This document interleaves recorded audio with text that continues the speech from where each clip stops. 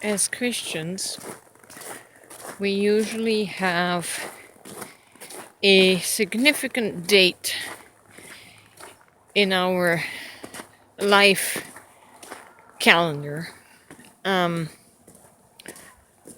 The date that we call born again or encountering Jesus. And it's like we reset our life clock.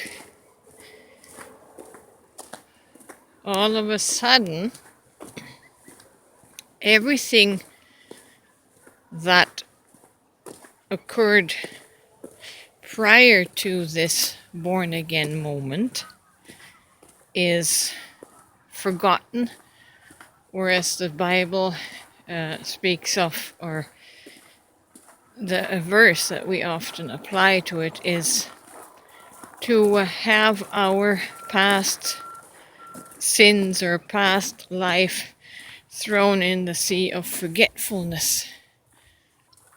But usually that lifetime prior to the Jesus moment has been traumatic, difficult, and usually they're experiences that we want to forget. So on a psychological basis, we do forget. It's like that part of our lives gets encapsulated and buried, and we psychologically bypass it. We don't ever want to remember it or look at it. But these are the things that were not actually supernaturally changed. They were just buried under a new layer. And our focus and attention has simply shifted somewhere else. And yes, I'm not saying that these changes aren't real. They are angles of light, energies that shift our focus and perception. Everything becomes brighter, more intense, more emphasized after this significant encounter. However, the things in the past have never really been acknowledged. They have never been embraced and therefore never integrated. So they are like buried bones in our field. They are still there. They are the bones that keep our ego strong, our defensiveness,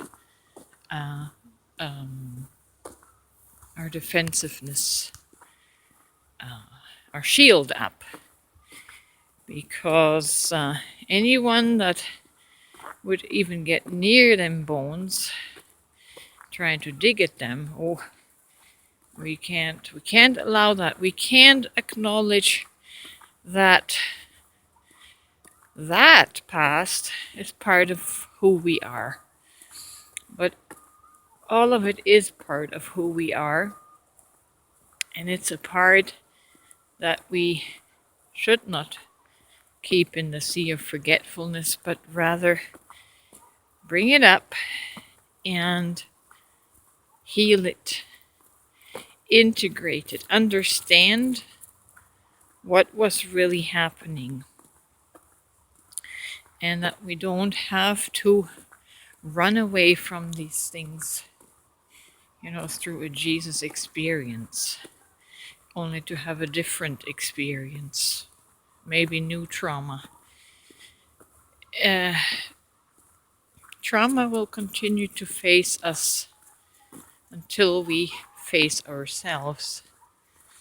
So, what you think might be in the sea of forgetfulness is still subconsciously driving your life today, and it's what keeps us in life patterns and why things cannot ever get better.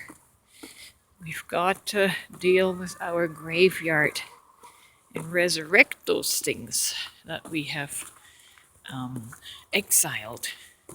We got to bring all of those soul fragments back and integrate them into our being, into our wholeness, which is the true definition for salvation.